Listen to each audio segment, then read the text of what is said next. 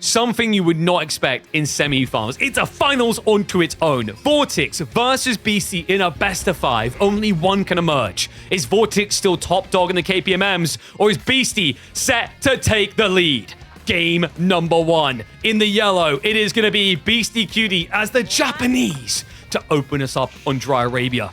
But Japan did not like those hordes invading their lands. They were unsuccessful and war is involved, but we're pure Dry Arabia here. Let's see if the Golden Horde is going to go from gold to conqueror in 2026. Welcome back to the channel, folks. Golden Horde returns in the hands of Vortex, a failed endeavor in the quarterfinals, up against Corvinus.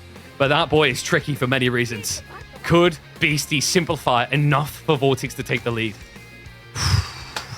It's a true moment of spotlight here when you consider what is ahead of us. Beginning of the year, Red Bull Wallow qualifiers just around the corner. Vortex coming into this looking like one of the top dogs. Beasty questions on whether he needs a little bit more time to cook or if he's back into competitive form. If he could breach into grand finals past Vortex, a man who has not lost any week that he's participated in, it would be a huge boom to his morale and his hopes.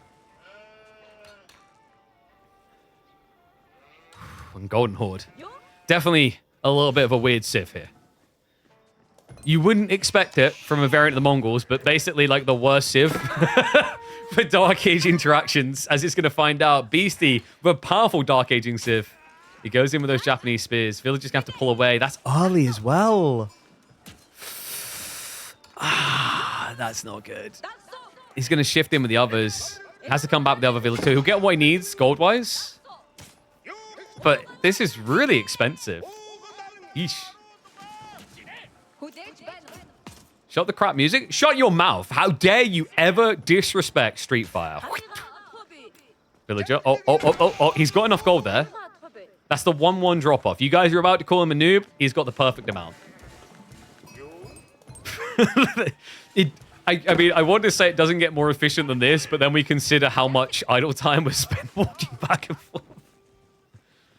He's going to send 2 workers out again. Interesting choice, but the attention has been drawn towards the Uvu instead. Another spearman is going to deter him, and, well, that's going to be a lame on the sheep over here as well. Overall sheepdom then is going to be 11 for Vortex. Only 9 so far for Beasty. In some ways to be expected, like you want to be coming home quicker, coming around to the enemy base rather quicker to see what they're up to. But Vortex, now we're going to be able to take full advantage of that right in the top northern corner. May not realize to the true extent. I think there's a few sheep up in this corner, like 1 or 2 here.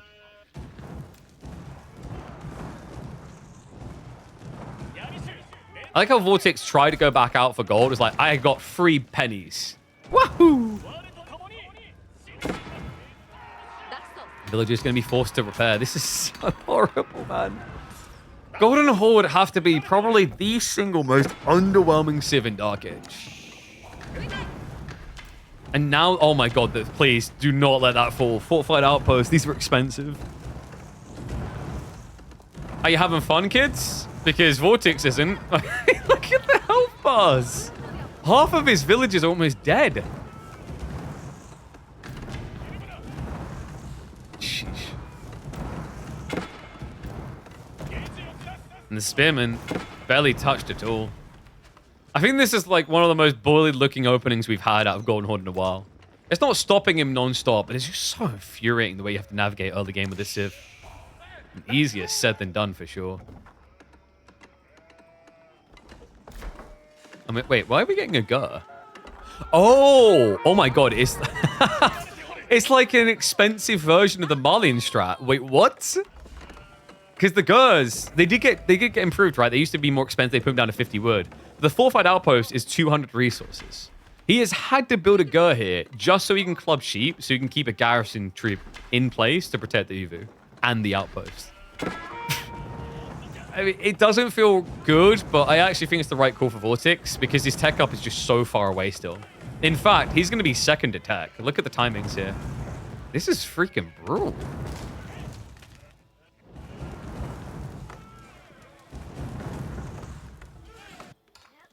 A lot of gold gathering from Beasty. Could this potentially be a fast castle transition? Potential an overgather on the gold if the case. His food income isn't insanely high. I think maybe just prioritize towards like level 2 wheelbarrow. You can think about walking out into the deer, but obviously there is going to be a concern. Your opponent presumably is going to be thinking about Khan and Tortugud.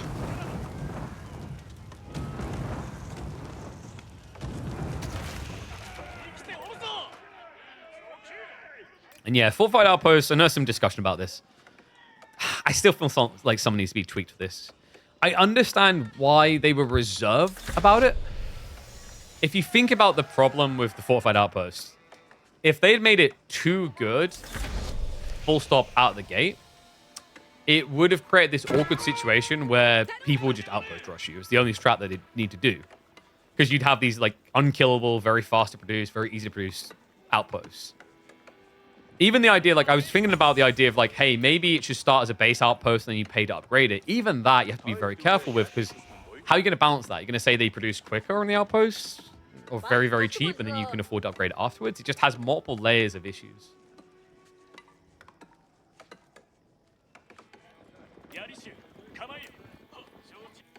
Playing the 2 bars at the top, that is literally the resource incomes. Pretty much has every stat you could need to know about the different players. I guess with the vertical YouTube side, we get a lot of unfamiliar faces coming through on that side. Outpost coming up. Yeah, Beast is going FC. So he's just rushing towards age 3 here. Vortex, this, I mean, even when you have a good timing on the aggro play here, it almost feels like a coin flip from the games we've seen for Golden Horde. The fact that he's going to be so much later leaves me with great reluctance about the outcome. Then again, Beasty is being very greedy here.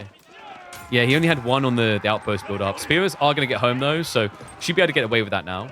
The Batu Khan does not have any Tortugud with him, so he doesn't have a way of sidestepping the damage. He will, however, get healed by them. Remember, the Khan gets healed by his Tortugud when they're not in combat. Yeah, so in a little bit of a weird to look at way, it does end up being an efficient min-maxing.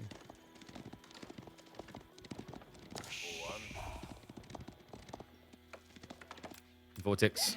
Now just out on the deer. I like this. From his position, he just needs to try and ramp up as quickly as possible. You can't be negligent about the efficiency of it. You can't be like, oh yeah, it's safer to be on sheep. If you're meant to be attacker, especially when you see your opponent's fast castling, you need to be the one just pressure playing. And that means there shouldn't be anything coming your way. Ergo, deer, boar, outskirt resources that are better should be the way to go.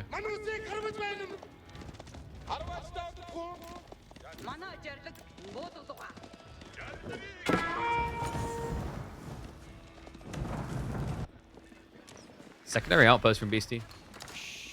Good timing now to get towards the Mount Samurai. Vortex is going into Spearman. This is his only real choice. Whether he can do much with this is the big question mark in my mind. Spearman are going to get baited out. Double kill. Nicely done as well. Vortex split the damage immediately. So yeah, nicely done. Just going to burn down a few houses. Remember, Golden Horde do not have a bounty mechanic. They don't get paid for burning.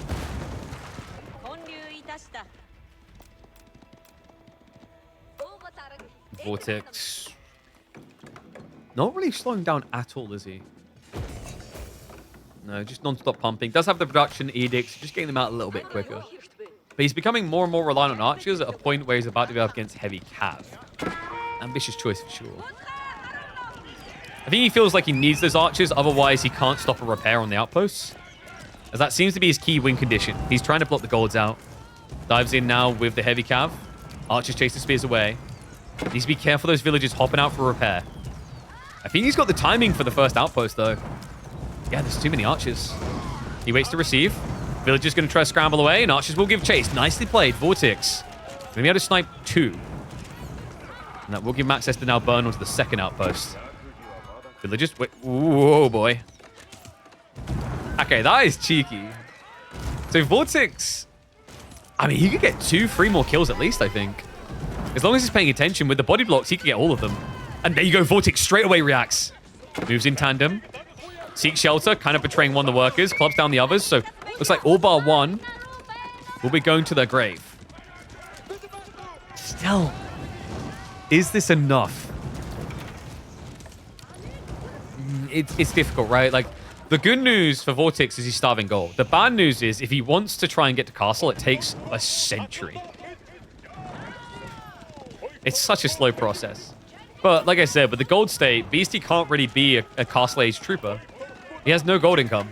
His only option is to try and sneak relics now. Yeah, you could try and eat some stone and trade. That might be the other way, but that's super far out as well. There you are. He's going to start selling food. Damn. Vortex is impressed me with this. Especially after the opening. The opening made it look disastrous. Like, I wouldn't blame most people for being like, oh, I wish I hadn't bet on Vortex to win this after the opening to that game. Because it did look truly that grim. You can just never write this man off.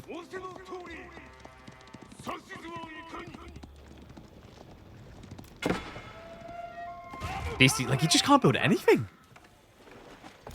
And you kind of feel like, build something, right? Yubi, Spinman, whatever, but... Instead, he just gets 2 Mount Samurai out and looks to raid with them. Vortex, of course, now he sees that. Probably going to be just prepping some spearmen to stay at home. Already has a few on the outpost. Very big army here. Mount Samurai, seen nice and early. Yeah, I think Beasty was just hoping Vortex being a bit greedy, wasn't defending himself appropriately. We do have double of the stockyard set up as well, so Vortex has got infinite food supplies. The third one coming in. It's starting to look really good. Just needs to keep denying that gold. He's even got guards on the flanks to make sure. However, hold on. Beasty, he started creeping this out a while ago, and Vortex never checked it. Oh, no. Keep in mind that, like, Vortex is still investing actively in the Age. And he's trying to scale his eco, which is going to give the breathing room here. Beasty now doubling the night count. No. Right idea, wrong time. The crazy thing is like this outpost, because like technically if you got rushed here, you wouldn't get out, right? But I think he knows it can only be a small fragmented raid, because if Vortex pulls the whole army up there, you just go on to the starting gold. That's the problem with Vortex. He's kind of held hostage by the need to be here.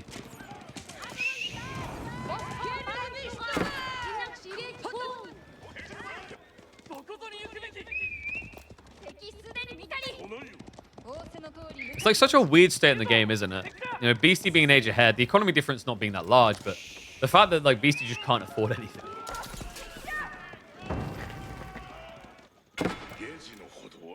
Shinto, it's just gonna wrap wide for the relic, I guess. Yeah, he's going all the way around. He's got 1 relic home. Things are starting to scale for Beasty nicely.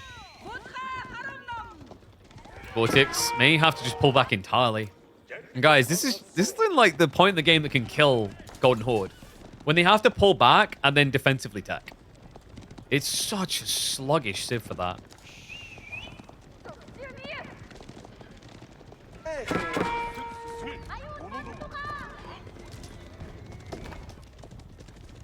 I think he's feeling the pressure as well. Muscovy Yasak or Relic Uvus. If you're going for castle, like Relic Uvus would usually be nice, but when you tech from behind, there's a risk there's no relics left. I wouldn't be surprised to see Yasak, because he's becoming reliant on spears, which means your opponent could follow up archers. So you would get value down the line. I feel like for Vortex, he probably feels as if a choice to tech is a choice to die. I'm trying to think if there's a worse civ for having to go Castle Age than Golden Horde like this. They are one of the worst for it. So it's going to be double downing on the offensive.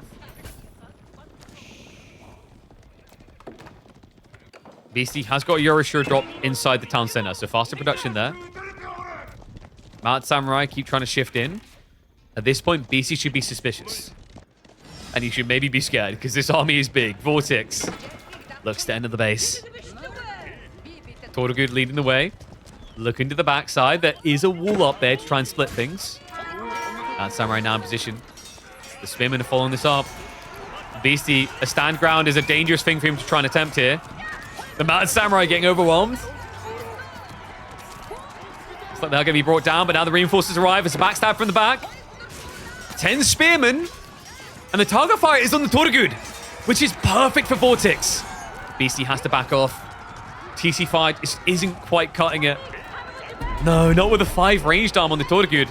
He is now target firing down the spears, though. So switches aggro onto them. Mad Samurai are going to give chase on the archers. Archers that have found workers. The lead continues to build.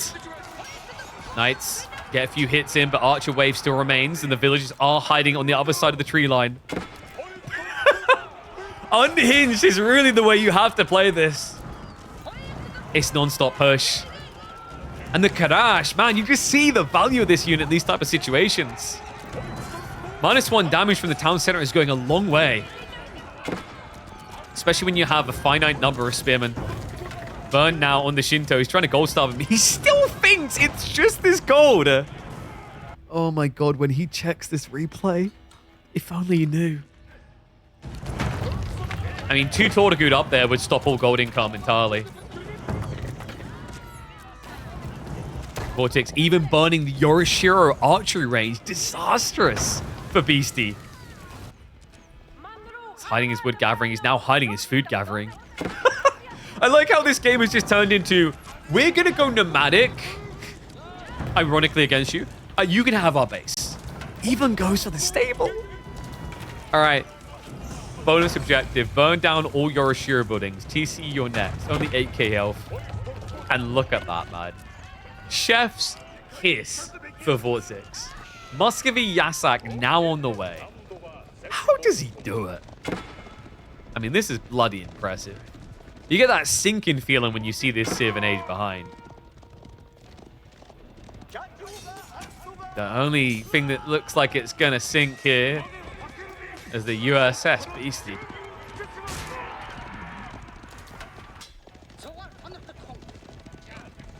Vortex, even in position to catch a planted deer. Relic hasn't even been picked up or retrieved. Wait, no, he's building the Shinto shrine. Come on. The one worker will take the hit. That's good news. He cancels it. We'll build it on the other side. But the bad news is going to get so much worse for Beasty.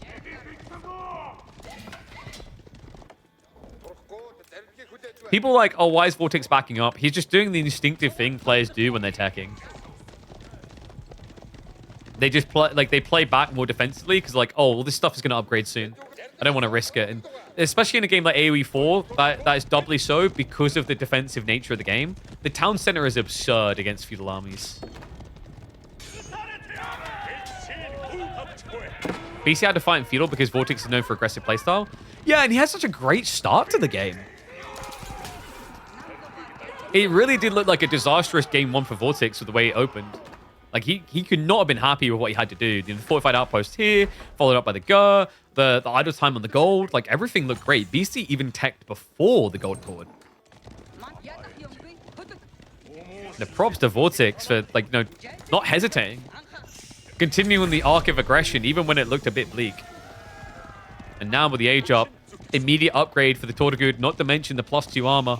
South side, we've actually got wood gathering for Beasty. He made quite the trek down there.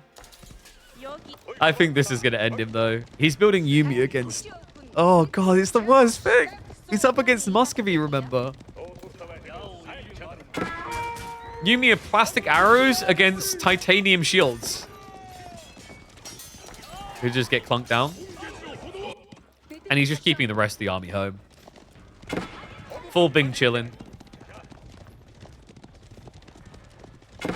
It's weird, like, there was a time, I think at first, a lot of us felt like Musky Yasak would be super situational. And that the Relic Uvus sounded pretty busted. But the problem is, like, Relic Uvus, it kind of feels like OOTD going Regnant. It's so greedy and hard to justify.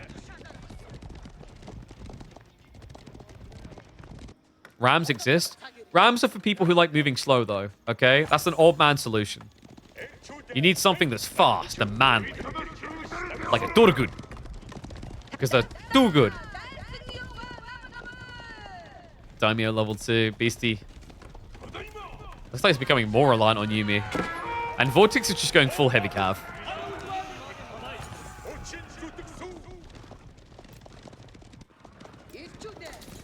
You'll chop off your genitalia if Beasty wins. Like, why would people offer that up as a bet? Like, I don't think anyone would even want to see that. Like, if you're like, I'll eat a shoe, it's like, oh boy, this would be great. I don't think anyone wants to sit there watching you hack away with a, like, a dull butter knife, man.